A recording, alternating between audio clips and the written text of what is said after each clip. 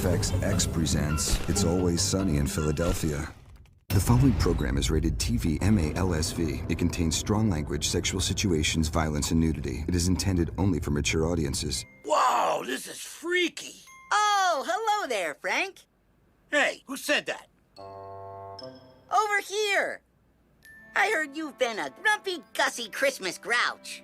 Yeah, so what? Well, you need to get the Christmas spirit. I don't need to listen to this shit. Where the hell is my Countach? I'm getting out of here. Countach?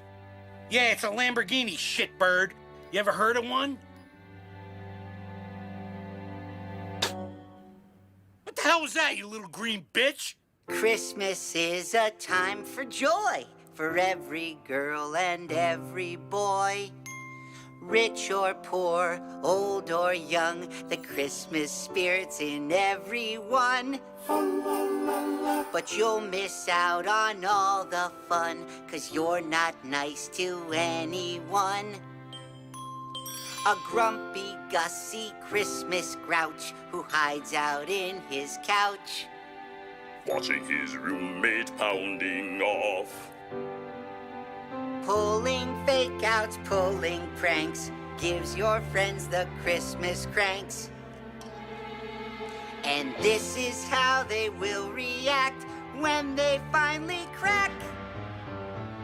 They'll rip your arm off at the bone, eat it like an ice cream cone, and gouge your eyes out with a spoon, blow them up like two balloons, keep them close so you can see as they chainsaw off your knee, bash your body with the board and hang you by your spinal cord. Oh, shit. And then they'll rip you down so you survive, grind your legs while you're alive, throw you to a gator pit, let them gnaw on you a bit, pull you out and stab your face, spray your wounds all full of mace. Now they're really getting brazen when you're burned by racists singing raisins. Throw the job, Turkey. yeah, burn his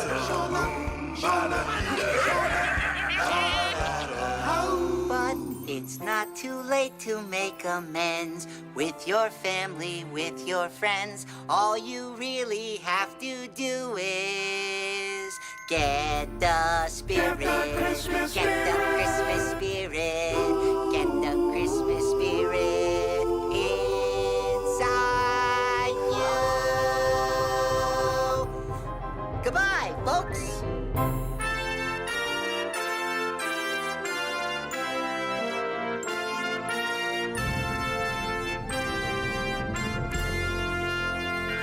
Sitcom, all ye faithful, a Christmas podcast special where I discuss 25 Christmas sitcom episodes.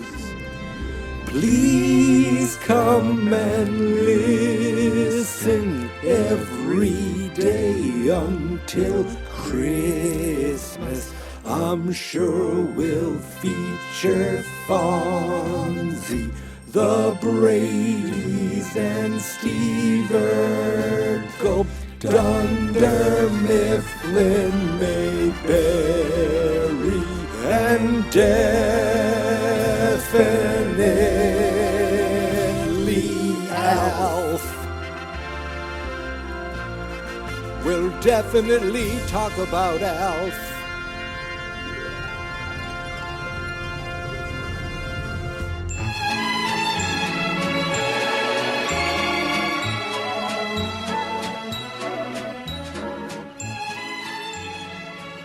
Happy Merry Christmas holidays, everybody, and welcome back to another fantastic episode of Sitcom, All Ye Faithful, where today I watched a very special, very interesting episode, and I mean that more in the kind of the execution of it. Today I watched the It's Always Sunny in Philadelphia Christmas special, A Very Sunny Christmas. It depends how you saw it. So it's a weird thing because technically it was first aired on television in December of 2010 as the finale of season 6. The two-part finale. It was a two-part episode. But in actuality, that episode was a direct-to-DVD special that was put out. That was filmed around the time of season 5. So it's actually, what I was reading about it is it's not actually in HD. It is in, like, it was up-converted. So while the rest of season 6 is in HD, this episode wasn't. And it might look different because it was a year before. And it looked like it got, like, lower ratings compared to some of the other episodes, probably because a lot of hardcore fans had already seen it. Because, as I said, it was a DVD special. Now, the thing I want to talk about It's Always Sunny in Philadelphia just in general, because here's a show that, I'm talking about season 6 right now, and that is 11 years ago.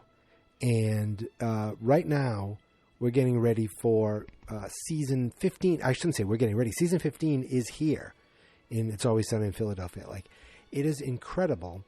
The fact that that this show is still going, is still running, and is still, the core 5 people, or core 4, and then Danny DeVito, which he wasn't really there much of the first season.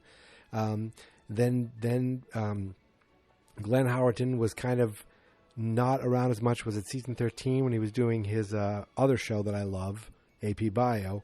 Luckily, they figured out a way to do both and have him around. But It's Always Sunny in Philadelphia is a show that I remember hearing about, but it wasn't one of those shows that I've watched for 15 seasons or however many seasons. Like it, I mean, this is, it's been around longer than 15 years. It's been, well, I guess 16 years, I guess is how, wait a minute. So I'm trying to do the math because I realized the 6th season was 11 years ago, but, it ends, and then the following season, it seems like it's so long before episodes. And the thing that sucks is that by the time you get into these seasons, they're done. I think now, this was like a 14-episode season, 13-episode season they do. Now, for the past, 10 years or whatever, it's been, or 7 years, it's been only 10-episode seasons, which sucks because I want more, constantly more. So it was a show I always heard about, but didn't watch for years while it was airing.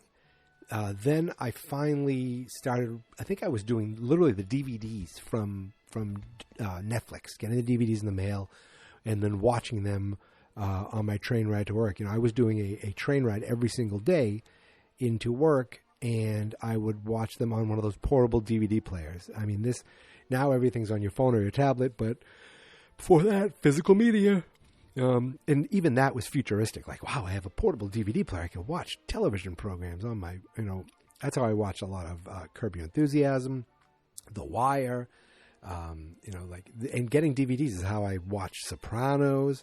That is, it's not that long ago, and yet it feels like so antiquated already. But this, I think I watched up through season 4, maybe, on DVD, and might have been starting to watch season 5 or season 6 live. Maybe not. I think because I remember having to go on some website to find the Christmas special and burning it onto a DVD and watching it on the train. And I remember just like losing it because it was uncensored, first of all. So the language was they kind of use the language now, but the language was so, well, they use the F word. And it was so just ridiculous. And I remember laughing my ass off, and I'm laughing my ass off again. I don't watch a lot of TV shows over and over again. I don't watch, like I'll watch an episode, I'll watch the next episode, I'll keep going. I don't go back and do that a lot. A lot of people are like, oh, The Office is leaving, oh, Friends is leaving. I'm like, I saw those already. I don't go back and watch them a lot. If they're on TV, I may sit there and watch them. But streaming, actively going out and searching for shows to watch again, I don't do enough. Because I watch too much TV as it is. So I don't think I've seen this all the way through, or maybe I haven't seen it since watching it on the train. Maybe I watched it at the end of the season too. Maybe when it was on, it was actually, airing, I watched it. But the show's been going on for 15 years, and I still feel like it doesn't get its due. It doesn't get the respect it deserves for how smart it is with how dumb it is. You know what I mean? Like the characters are really wretched people, but they're so clever of how stupid they make them look. They're not. Well, maybe one of them's a little evil, but they're just cluelessly, lovably stupid and dumb, and selfish, and it all shows in this episode. This for not being your typical traditional Sunny episode. I don't care; it still counts for this special. For something that aired on DVD first, has some real classic Sunny moments in it that you think about. Primarily, Charlie, confronting the Santa Claus, and saying, "Did you have my mother? Did you have my mother?" I'm not going to swear, and then attacking him. I remember just crying with laughter seeing that for the first time, and the Frank going, "Throw me into the couch," which makes no sense, and emerging from the couch. So just to kind of go over the episode, it is split into kind of two halves. We have Dee and Dennis, and they're hating Christmas because Frank would always trick them into saying he got gifts and he just bought them for themselves. So they wanted to do this whole Christmas Carol thing where they found his old business partner that they think he screwed, and pretended he's a ghost because Frank thought he was dead. That was pretty funny because Frank was swinging a golf club at him. Hilarious. Danny DeVito's brilliant. Then they brought him. They wanted to teach him a lesson. Basically, they just wanted him to feel bad and give him stuff. So they brought him to where he used to work. First, they showed him a videotape of when they were kids, and he was horrible. Then they brought him to where he used to work because they wanted to hear people say how horrible he was, even though the people who worked with him who used to work for him didn't even know who he was. I can't stop yawning. That's my thing. It's my go-to thing, yawning. And that's when he says, sew me into the couch. I love to get sewn. I love to hide under the couch at home. And when Dennis says, Dee says, I think they're on, I think they know something's up. He goes, of course they know something's up. There's a man inside the couch. As funny as it is when naked Danny DeVito comes out of the couch, the shot of him where his business partner is sleeping on the couch, and you just see this imprint of a man, his face smushed up against inside the couch, pushing out. I was crying with laughter for that. That was the one thing I didn't remember. The seeing the Santa, Charlie attacking Santa. I've seen that before. I've seen it, clips. Frank coming out of the couch. I've seen those clips too, but I don't remember the picture of the couch, and that was just that got me. So then they left that, and they ended up going to a cemetery to show a grave of what could have been, and it just showed that Danny DeVito just didn't learn his thing, and they split ways, they go separate ways, and they leave the business partner. They're just kind of on his own because they've been jerks to him all night, and all he wants to do is that he wants to show Frank Reynolds the ways of Jesus. And Dee and Dennis like, we don't care about that at all. While this is going on, we have Mac and Charlie who are been they're trying to kind of enjoy Christmas by going back to their youths, reliving some of their Christmas traditions. So they go to Mac's house first, and Mac's like, "Oh, cool! I found my old robot and an old Christmas tape." And it shows his parents and him getting all these gifts, and they're inside someone's house. Charlie's like, "What's that about?" He goes, "Oh, that's the tradition. It's an old South Philly tradition where you go to someone's house, you take their gifts, and then they go to your house and take your gifts. And that's why there were no gifts in my house." He's like, "No, I think your parents just stole from people." And he was like, "What?" So he was shooken up. He's like, Charlie's like, "Let's go to my house, and we'll get the Christmas spirit there." They go to Charlie's house, And that's when they realize that Charlie starts talking about, this is when all the Santas start showing up. And now he realizes all these Santas were just men coming to sleep with his mother because his mother was more than likely a prostitute. So they're both completely shooken up. And they want to start feeling better, so they're like, you know what? They take their robot and they try to return it to the original guy who they stole it from 20 years ago, and he does not want to talk to them at all. So they're like, you know what? Let's go buy him something nice for his kids. So they go to the mall. They try to buy something nice. And there's some other great classic moments where the guy's like, "There's that the number one toy isn't here," and Mac's like, "Come on, it's got to be something back there." He goes, "If Mike Schmidt was here, you'd give him one." He goes, "I don't know who Mike Schmidt is," and he freaks out. He goes, "Oh, now you're gonna tell me you don't know who Von Hayes is?" And Charlie's like, "Nobody knows who Von Hayes is." But while they leave the store, Mac's like, "We'll just come back later, break in, and get the toy." And Charlie's like, No, that's just the vicious cycle again.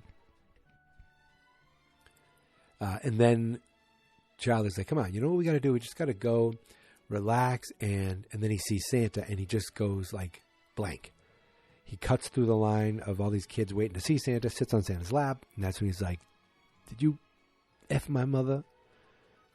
Did you?" And he's like, "It's a simple question. Did you F my mother?" And then he bites us on the neck. I mean, it is classic. A fight, insanity ensues.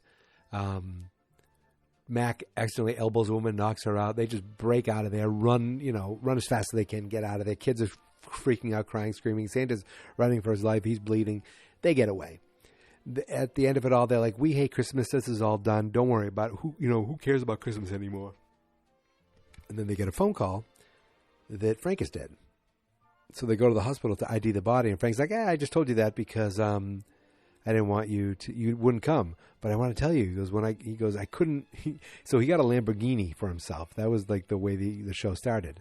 Dennis's dream car. He bought it for himself, but he's so little he can't close the door on the side. So he was going to hang like a sandbag from it, but then later they show him driving it, and the door's open because he can't reach it and close it. But he hit some ice, and he was thrown from the car. And when he was thrown from the car, he had a vision, and it was basically a vision of an old classic Rankin Bass Christmas claymation special. That's the clip that was playing at the beginning of this episode, where they're like, "You're not a good person, and all the people you'd mistreated are going to basically destroy him." So he tells the story, and the four of them are there, and they're like, "Oh, you know what? I realized something. It means that that we could have our own Christmas tradition. We don't need our parents. Let's do our own thing." So they leave Frank behind. They don't give a crap about him. And they go to start singing Christmas carols back to that guy's house originally that they were going to buy him toys. All they bought was a shirt. They got bloodied. They go and they're singing Christmas carols at 4 a.m. So the neighbors are yelling at him. They're yelling back. They start throwing stuff at him. So they head back. They're like, "Let's get out of here." They go back to the pub. Frank is there with his old business partner. He's like, "I'm telling you, I've changed. I'm changed." He said he's turned over a new leaf, and he made all these decorations, and he's like, "These gifts are for real." And he gives everyone a gift, gives the guys the gift, the Charlie and Mac the gift they couldn't get at the mall, gives Deandra D the bag that he was using to hold his Cheez-Its in, and he gives Dennis the Lamborghini. And it's at this point that the business partner takes a gun out and turns on them, steals everything, turns on the snow machine they got. And that's how the episode ends, where they're left with nothing. Actually, it really ends with all of them going to do what Charlie and Mac wanted to do in the first place. Their big Christmas tradition they've done since they were kids: throw rocks at trains. Why? It doesn't make any sense. It's just that's something they enjoy doing, and it makes them feel better. So that's how it ends. So it was kind of like a nice little ending, kind of a perfect Christmas episode for these 5 degenerates. Just a lot of fun, and I can't believe it's that old and they're still doing it. It's awesome. So this just, these episodes aren't going to be very long. These are not movies, so they're a lot shorter to talk about. But it is, I'm really glad that I'm doing this, and I'm looking forward to what's next. I don't have a set plan for TV shows, right now, off the top of my head, I know the 3 shows that I've done are the 3 shows that I know I'm doing. I know there are shows I want to watch. I don't know exactly when. I know there are guests that I want to have on. I'm not sure exactly when. But you're gonna say, this show? Really? Yeah, sometimes that's going to come up. And then you might be surprised, like, whoa, you never watched the show before? And that's going to happen too. It already happened with the Dick Van Dyke Show. But you know what? I love doing this. I'm glad I'm doing this. It's getting me in the Christmas spirit. And we got a long ways to go. Got a long ways to go and a short time to get there. I feel like I should do a Bandit podcast. But I only want to do one movie, because I guess I would do all 3 movies. And then you do all the made-for-TV movies. Oh, my goodness. Could I do that? That's a terrible idea. So that's it. Thank you guys for listening and subscribing. You can find me on Twitter and on Instagram at Geek Mentality. The website is fansonexperts.com. Of course, we're available anywhere podcasts can be found. If you have the ability to leave an Apple review, I will gladly thank you. I never even check Apple. This show is so sporadic that I never even check Apple for reviews. But if you want to do it, I would be. I believe the Southerners say much obliged, much obliged.